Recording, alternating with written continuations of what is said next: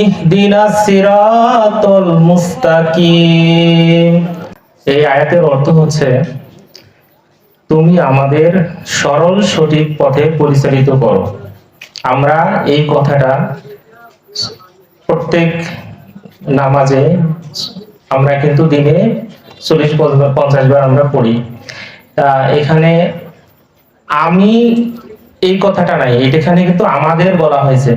তা আমাদের বলতে, আমরা যখন ইকামতের দিন প্রতিষ্ঠিত করব, তখন আমাদের সবাইকে মিলেই কাজ করতে হবে, এককভাবে ভালো কাজ করার কোনো অপশন নেই।